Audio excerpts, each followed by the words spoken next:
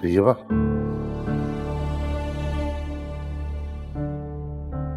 मुझे तुमसे कुछ कहना है।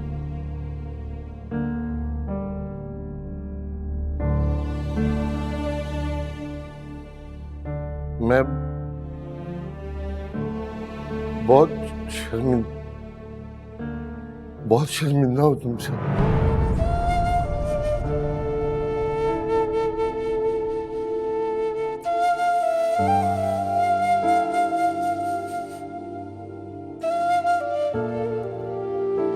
मुझे माफ कर दो।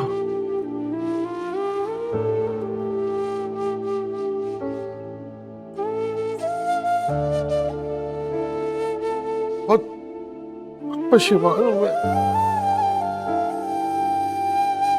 खुद से नजरें मिलाने के काबिल नहीं रहा।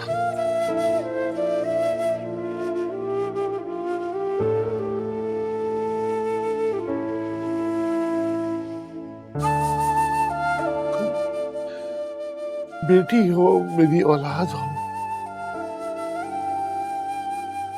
जब मैंने तुम पे भरोसा नहीं किया तो तुम यहाँ क्या करती?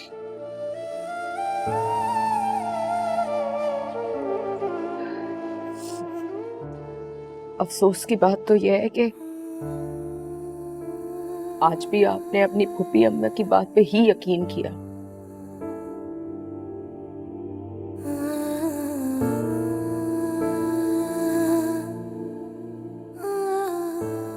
आज भी वो घर पर आई, उन्होंने अपनी जबान से अपने जुर्म का एतराफ किया तो आपको मेरी परसाई का यकीन आ गया।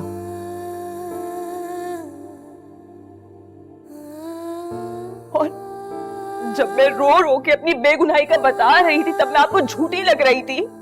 क्यों?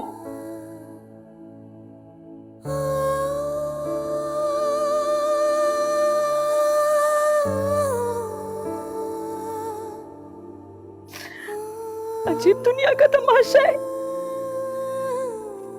जब मजलूम रो रो के अपनी बेगुनाही का चीख चीख कर रोना डालता है तब कोई नहीं सुनता।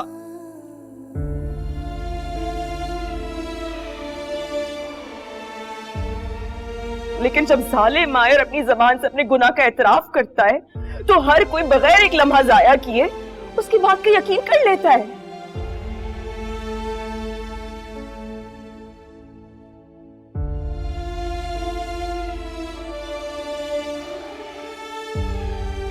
अम्मा तो जालिम होकर भी सुरखरू हो गई।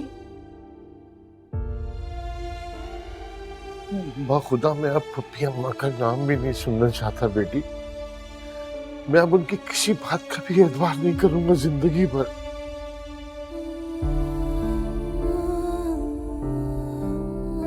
अब क्या फायदा?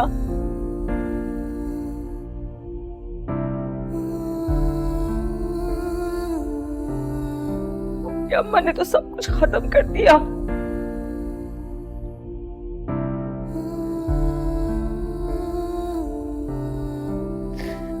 मेरा नाम, मेरी जिंदगी, मेरी इज्जत।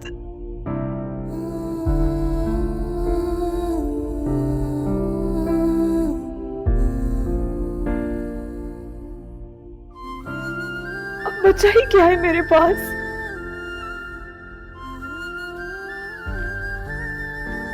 सबका कसूरवार तो मैं हूं ना बेटा।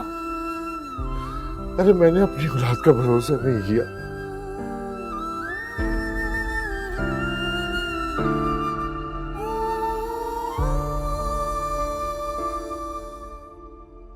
मैं तुम्हारा बाप था। अगर उस वक्त मैं तुम्हारा साथ देता तो किसी की हिम्मत नहीं थी कि तुम्हारा नाम लेता।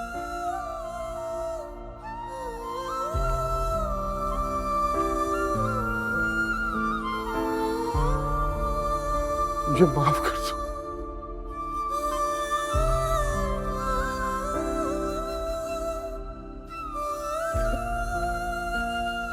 मुझे तो ये भी समझ में नहीं आता कि मैं किस किस बात की माफी मांगू तुमसे।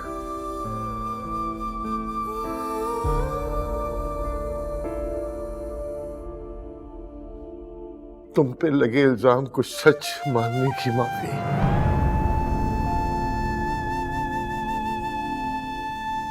तुम ऊपर हाथ उठाने की माफी,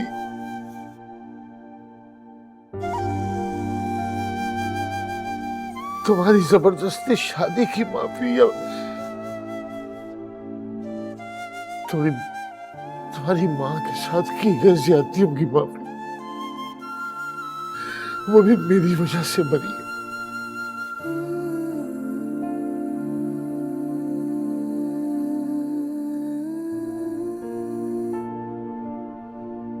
मेरे गुनाहों की कतार बहुत लंबी है बेटा, बस एक बार माफ कर दो मुझे।